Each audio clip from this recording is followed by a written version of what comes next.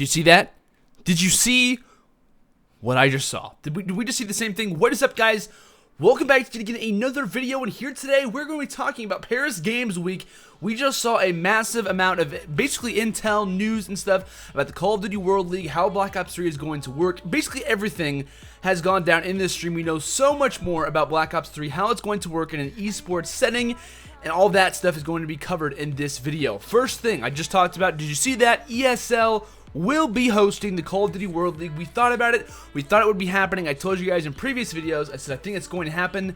Well, it's officially done, and it's good to go. We're going to have ESL be hosting the Call of Duty World League. I gotta tell you guys how excited I am for this. So during this entire live stream, which I'll give a little bit of a background on in just a second, ESL actually announced this at exciting times. ESL will be working with eSports COD to create an amazing hashtag Black Ops 3, hashtag Call of Duty World League in 2016. So just like that, ESL basically dropped the bomb on us, letting us know that that was going to officially happen. ESL was hosting and running this entire event. They've ran the multiplayer breakdown, they ran the esports breakdown, they ran a bunch of different stuff, and it was just kind of, we were waiting for that to happen, and now that it's actually here and it's done with, I'm very, very, and extremely excited to have that, be kind of known and out there. So now with that out of the way, what we're going to be doing in this video, I'm going to be covering everything that happened at Paris Games Week as Call of Duty related. Obviously, the stream, at least for me, just got done and just got over with, and it was an awesome stream. Really enjoyed it. They had, like I said, a bunch of different stuff. They played a best of 5 Team EU versus the Team NA. It was like EU All-Stars and stuff. It was kind of weird. But either way, it was a fantastic stream. A little bit of issues in the beginning. They had some audio issues, and we actually heard a little bit of info about a bunch of different stuff. So we're gonna be talking about that, talk about the maps that they played, a bunch of stuff that Vaughn had tweeted out. So many things that I'm really excited to kind of bring you guys, to let you guys know some info about, if you did in case missed the live stream or missed a couple things in the live stream, that some people might have picked up on. So this entire thing obviously was hosted by ESL, but the people who were kind of commentating and giving basically a brief overview of the entire game was actually Maven and also Mr. X. Those are the official NA casters for the Call of Duty World League. I'm sure there'll be more, hopefully. I can maybe possibly be one of them, who knows, but, they have, obviously we'll have different casters for different regions and whatnot, but confirmed so far, we have Mr. X and Maven who casted over the entire thing, and they also had a guy who we weren't really for sure about. You guys can probably see on your screens right now, but according to David Vonderher, he says, that's my coworker, Jay Purrier. I'm pretty sure that's how you say it. I might be wrong. I'm so sorry, Jay, if you actually end up watching this. But he says he has been a big reason why at Treyarch, at Activision, continues to step up its esports game. So obviously that guy knows something about it. He's been involved with the game. He talked about a lot of different stuff. Was basically kind of the analysis guy, because obviously the casters don't really know too much about the game yet. He's been working on it and obviously provided a pretty good insight throughout the entire stream. Is really nice to see. So obviously there were a couple early stream issues. We heard a couple things, and I kept hearing the date December 5th. They did say something was going to be taking place after the first week of December. I believe that's when qualifying kind of starts for the Call of Duty World League, which we'll get to. Just want to let you guys know, since that was kind of like how it went in order. So who was playing? I know some people might be asking that. Who was playing? They had two teams, Team NA, and like I said, Team EU as well. Team NA actually consisted of Crim6, Replays, Sharp, and Study, and Team EU consisted of Broken, Gun Elite, Jerd, and Power. You probably know at least a couple of the Team EU players. If you don't, they're basically players from all over Europe, like Belgium, Italy. Obviously, we know Jerd from the EU. Currently plays in the NA, but still had those guys play. We actually got to see all new maps that we actually hadn't seen in the beta. First map was Metro Uplink. Then we went over to Breach Hardpoint. Then we went to Redwood Search and Destroy. Then went to Exodus Uplink. Then at the final kind of stance, we saw Havoc Hardpoint. And first thing that I noticed when we first were watching the, one of the main hardpoints at the beginning was the time and hill stat. That actually added the time and hill stat. Was really happy to see that as well. Toward the latter parts, and I would say like toward hardpoint on Havoc, that's when we saw Replays completely just run in the hill. I think he had over 2 minutes inside of the hill. So I'm really happy to see that. I know most likely that objective players are going to be rejoicing now that they don't really have to, not really make excuses, but say, I was really in the hard point. Now we can for sure see, and, having that stat on the already scorecard, you don't have to bring it up to look at it. It's very nice. It's nice to see who's in the hill. A lot of cool things were added to the Concaster mode, but there were a couple issues which we'll talk about. But still, really happy to see that. And honestly, the time and hill stat was one major thing that I was really happy to see, on this stream, I guess you could say. Another major point that I want to bring up was actually where it was streamed on. So we're not 100% sure yet where it's going to be streamed on. At least for the most part. So what we can basically assume is that it will most likely be on Twitch, and it could possibly also be on YouTube Gaming. So what really happened for this stream, it was streamed on both Twitch and also YouTube Gaming as well. The past couple times that they've done anything esports related, it's been on both Twitch and YouTube Gaming. Some of the Black Ops 3 Friday streams have actually been on YouTube Gaming by itself. So it's looking like we could possibly be on both of those platforms. As far as MLG, UMG events go, most likely UMG will switch over to Twitch as well, and MLG events probably will be on MLG.tv. They didn't really confirm, but they were kind of hinting at the idea that they're going to have an Anaheim event pretty early on in the Call of Duty life cycle, so we can most likely assume that's going to be on MLG.tv. We'll have a couple different places to watch the streams, but I'm really happy that Call of Duty will... It's like 95% sure we're returning to Twitch, so let's just say that for right now. So I'm going to talk to you guys about a couple issues that I noticed with the CODcaster mode, just for the fact that I'm a caster. I noticed these things a little bit more than some people.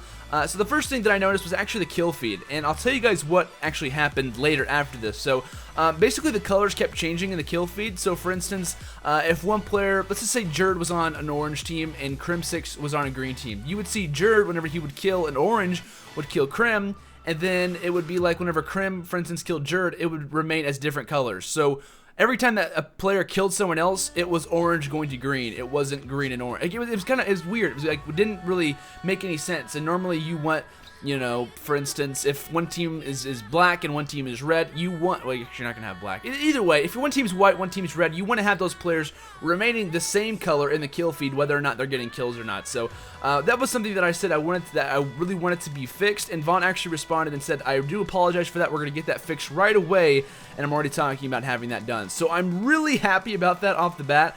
If anything, I was kind of happy that that problem was sawn and then immediately responded to. So Vonahar is watching, he's very into it, and that was one of the many things that he already saw and or is taken care of currently. One last thing about the CODcaster mode that I wasn't a big fan of is the mini-map. It's not that big, and whenever you're a Call of Duty caster, at least in AW, I'm always looking at the mini-map because it's so hard to keep track of players, especially if you're driving. For instance, if you're holding the CODcaster mode for everyone on stream, it's very, very hard to kind of maintain where everything is going on at because, it's just so many gunfights going down. You want to be able to look at the mini-map. That wasn't that big, at least in the games that we've seen, in the maps that we saw in the CODcaster mode. Wasn't my favorite, and then where they kind of had the CODcaster mode positioned, it slightly kind of hung over how many players were alive, which I'm really happy that that's there, but it's kind of hard to see. It doesn't really involve it. It's just kind of annoying to me, and that might be just really like antsy. I might be the only person who really cares about that, but I would like the minimap to be a little bit bigger, maybe a little bit more positioned in a more better way.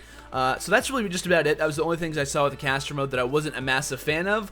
But if Vaughn treats it like he saw the first thing, that could be done, in like a couple hours from now. So now we're to move on to how the Call of Duty World League will kind of work with prizing, how it's going to be, how Arena mode, which is basically League play for Black Ops 3, it's called Arena for those who may not know, is going to work in part of League play, like how it's going to transgress over to the World League, if it does at all. They kind of went through it and transitioned like it could possibly be a part of the Challenger Division rather than the Pro Division, which, for those who don't know, there's two different divisions in the Call of Duty World League. There is the Challenger Division, which is more of the Semi-Pro League, and then the regular Pro Division, which is the Pro League. So I'm not sure if that's going to play a part in it, but either way, Arena is going to be coming out along with the original game, which we thought would most likely happen. We don't have to wait for the game to come out, and then a couple weeks later the Arena starts. It's already there off the bat. The way that they said it is that there are different playlists to choose from, and you can actually go to the Pro Division part and actually play in that one particular. So you'll play with automatic, everything that's banned normally for pros, the maps that are played for pros as well. That's all going to be in there off the bat. So that's really cool. You're automatically going to have a certain section where everything is updated to how the pros use it. So I'm really happy to see that kind of done as well. That's going to be the section where you can ban/protect stuff, where you can do their specialists, all that awesome stuff is going to be located in that specific playlist, which I'm really happy about. Another thing they talked about was ranking up and whatnot. This information wasn't known yet. They said if one of your teammates actually leaves the game, you won't really be affected by that, and if you do win that game, the game will kind of realize that you basically played 3v4 and still won. That's how it kind of sounded to me. I actually tweeted that out, and people were kind of curious what I meant by it. But at least as far as we know for sure, you won't be affected if your teammates decide to rage quit, but they will be affected based on how long the game was going for and stuff like that. So just letting you guys know that was a little bit of extra information that was kind of just known about. Talking a little bit more about the ban/protect system, I thought this was a really cool tweet. Parasite actually tweeted out something really similar to this. And I saw a lot of people tweeting out. They were like, ban/protect system, I'm not really sure how I feel about this. I want to see all the guns used. I want to see all the perks used. And Parasite made a really good point with this. And I never really thought about that, to be honest with you. He said, basically, there is no more meta. Like, you don't have to worry about the Vector meta. You don't have to worry about the Bao and ASM1 meta anymore. Because you can just ban that. Like, you can automatically take that out. And if, one gun starts becoming more popular, you know what? We can ban that. There's never going to be a set part of guns where we use only that SMG or only that AR or only these two SMGs or something like that. There's going to be a wide variety of guns that we can use, which is going to be phenomenal. I cannot wait to see that be implemented and not see the same guns every single event for like a couple years in a row. It's always like after a couple months we kind of know which guns players are going to be using. Then there's a patch that comes out, then we switch to that gun that became a lot more overpowered. We don't have to worry about that anymore because those things will be either banned or protected in the ban/protect system. So something that I wanted to bring up, which I thought was really actually pretty informative and very insightful from Mr. Parasite. So this is actually a picture from the stream. Obviously, it's the Call of Duty World League. They kind of showed like a stage of brackets, how this is going to work. At the top, with that little notch off to the left, this is the Pro Division, and bottom it says the Challenge Division. So you can kind of see how the format's going to work. It's a little bit of a rough type of seasonal, how it's going to be laid out exactly. So it looks like the Stage 1 qualifiers will be actually in 2015. And you can kind of see in the Challenge Division, ongoing tournaments and events, part of Global Point System. So that could possibly have anything to do with the Arena mode. We're not really sure as of yet, but you can also see the mid-season break, so that's probably going to be Stage 2, which means Season 2 as well. So that looks pretty awesome. You can also see the COD Champs qualifiers at the end as well. Most likely will be at the end of Season 2. That could be wrong, but that's kind of how it's laid out. It's a little bit confusing to kind of see how everything's going to be working out for sure, but that's just how they put it on the stream. So we're going to take a look now, actually, at the prize pool for the Pro Division stage at the regular competition. As far as I thought, and what a lot of people thought as well, was that the prize money would be evenly distributed over the 3 divisions. As you can see, it's ANZ, Europe, and also North America. North America will actually have 12 teams in its I wouldn't say Pro League, but in its World League, with 8 season finalists and also a $250K per stage prize pool, meaning that that's only one season. That's not over 2 seasons or 3 seasons, however many they decide to have.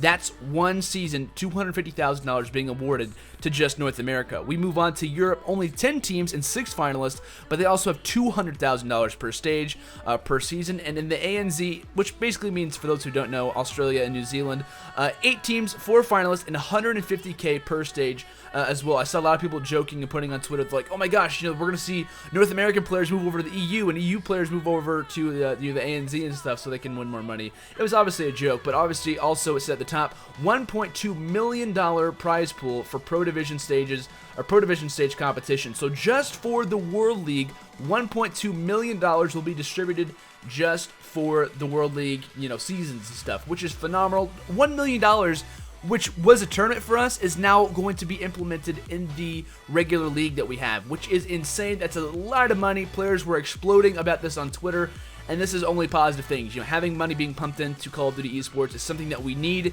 and it's desperately been wanted, for a long time. We're finally getting it, and it's pretty fun. It's pretty fun to see other players react. I'm really happy to see our guys get paid a good amount of money for what they do every day. So one of the last things that we're going to be talking about is actually another tweet from David Vonderhaar. I know this has been kind of sporadic, but this is just how the order of the stream kind of went, the order of how everything was kind of released to us as well. And I was really excited when I saw this. This is probably one of the most exciting things that I saw out of the entire event that wasn't actually on stream. It was another tweet from David Vonderhaar. He tweeted out later, he said, there are specific esports outfits the specialists will wear at the pro and amateur level. Not everyone is running with them on in this game. Now, that could mean a variety of different things. That could just mean, a certain specialist suit that says, one thing or another, says, that they're involved with the league. We could see, Optic Gaming, FaZe, Denial, Elevate logos on these specialists. They could have certain gear that matches, certain play styles of them. Or, for instance, we could see like a FaZe logo on guns and stuff like that. It would just be, there's so many opportunities that David Vonderhaar just hinted at here that makes me super excited. Being able to differentiate players from other players, and for him to say not everyone will be running with this on the game, meaning this is going to be limited to whoever plays in the Call of Duty World League, meaning that optic gear might not necessarily be going to everyone, but just at least having that on LAN, if that does end up happening. Cannot tell you guys how exciting, how amazing that is. and whatnot. Advanced Warfare kind of gave us a little bit of a start, which I was really happy about, but we never saw those exos or the denial exos for winning COD champs really be implemented at all, which was kind of unfortunate. It was really sad, but regardless, it was still kind of cool to see, and I'm really happy that David Vonderhaar wasn't really on the stream, but was kind of tweeting live, talking about these updates and also adding a bunch of new cool stuff that we have to kind of look forward to once Black Ops 3 drops. So as far as the gameplay goes, I personally absolutely loved watching it. There were a couple maps where I was a little bit confused on what was going on, but that's just how the early game starts off. I'm really excited for how competitive Call of Duty is going to grow this year. We saw some amazing maps. My favorite map, probably out of all of them, was either Exodus Uplink or it was probably Redwood. I really enjoyed seeing Redwood S&D. We only got to see one Search and Destroy map be played. But as far as that goes, that's really going to do it for this update for the most part. One thing that I wasn't a big fan of was actually Uplink. Kind of just talking about that for a second. I've seen a couple players talk about that they weren't a fan of it in the beta. It's really hard to score points. Like I think we saw a team hit like 6 or 7 points, but that was the highest we saw out of the 2 maps that we played in. Obviously, players could adapt and get better at it, but it's a lot different without having constant EXO, boosting up and stuff. So, with that, it's kind of similar to Advanced Warfare, but it's not. I think they tweaked a lot of things. And if I could see one thing be tweaked, I would actually like it. So whenever you can use your jetpack, basically, I would like to see that timer be maybe a little bit longer. So once you boost up, for instance, it's a little bit longer for you to use that boost yet again. But that's just me. We obviously have a lot more information to come. They could be doing a bunch of different stuff, and based on what David Vonderhaar has seen, we could see all of our problems that we might have about the beta or might have had about this stream be fixed immediately. So guys, that's gonna do it for this little bit of an update. I hope you guys did enjoy this kind of Paris Games Week recap, letting you guys know what happened on the stream, my thoughts about everything, and what really went on. And it's looking to be a phenomenal year for Call of Duty eSports. Really excited about what's going to happen, everything that's going to be implemented as well. And I hope to be casting, honestly, in the World League. I'm just saying that right now. I'd really love to be casting this game. It looks phenomenal, and I'm going to be studying this game harder than I've ever studied anything before. Like tests? No. Don't take that the wrong way. I'm just kidding. But I'm going to be studying this game crazy. I want to know absolutely everything about this game. And yeah, that's really going to do it, like I said, for this video, guys. If you learned anything new or just enjoyed the video overall, make sure to leave a like. Really does help me out as we make our way to almost 3,000 subscribers. We're almost there, guys. I cannot thank you guys so much for the support that you've shown me over the last couple of days. Whether it's Roster Mania or whether it's update videos like this, cannot wait to see you all during the Black Ops 3 season. We're only a couple days away. We're getting closer to Black Ops 3, and I can't wait to share my content with you guys. So if you guys have any thoughts, want to comment anything down in obviously the comments about anything that we talked about, feel free to do so, and I will kind of respond to those accordingly. So guys, thank you so much for watching. Once again, I'll see you all in another video, I guess. And that's going to do it. Have a great day, and peace out.